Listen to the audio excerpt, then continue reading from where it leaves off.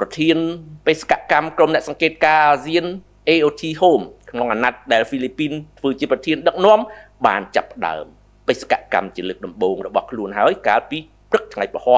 ទី14 ខែឧសភាឆ្នាំ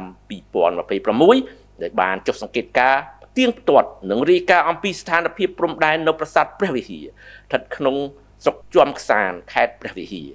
គួរកត់សម្គាល់ថាបេសកកម្មលើកដំបូងបានចាប់ផ្ដើមនៅទីតាំងដែលជាសម្បត្តិបេតិកភណ្ឌពិភពលោកដ៏មានតម្លៃបំផុតរបស់មនុស្សជាតិហើយដែលរងការខូចខាតយ៉ាងដំណំដោយការវាយប្រហារពីសំណាក់យោធាថៃកាលពីឆ្នាំ2025កន្លងទៅក៏ដូចជាការពិនិត្យមើលស្ថានភាពវិវត្តថ្មីនៅក្នុងភូមិសាស្ត្រនោះសូមបញ្ជាក់ជូនថាកម្ពុជាវាយតម្លៃខ្ពស់បំផុតចំពោះតួនាទីដ៏សំខាន់របស់ក្រុមអ្នកសង្កេតការអាស៊ាន AOT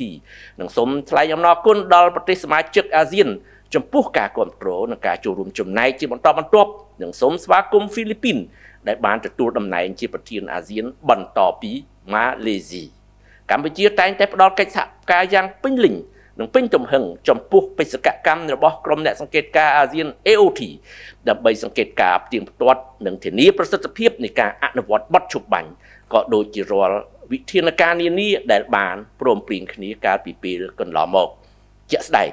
ក្រៅពីការបន្តអនុវត្តការងារវាស់វែងនិងខណ្ឌសីមាព្រំដែនឲ្យបានឆាប់រហ័សបំផុតស្របតាមកិច្ចព្រមព្រៀងដែលមានស្រាប់រវាងប្រទេសទាំងពីរដើម្បីសម្រេចបាននូវសន្តិភាពយូរអង្វែងនៅតាមព្រំដែនដោយដែលមានចែងក្នុងចំណុចទី3នៃសេចក្តីប្រកាសរួមថ្ងៃ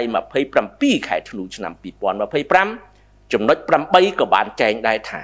ភាគីទាំងពីរឯកភាពគ្នាជៀសវាងការចែកចាយព័ត៌មានមិនពិតឬព័ត៌មានคล้ายៗដើម្បីកាត់បន្ថយភាពតានតឹងកាត់បន្ថយសាធារណបតិអវិជ្ជមាននិងលើកកម្ពស់បរិយាកាសអំណោយផលសម្រាប់កិច្ចសន្ទនាដោយសន្តិវិធី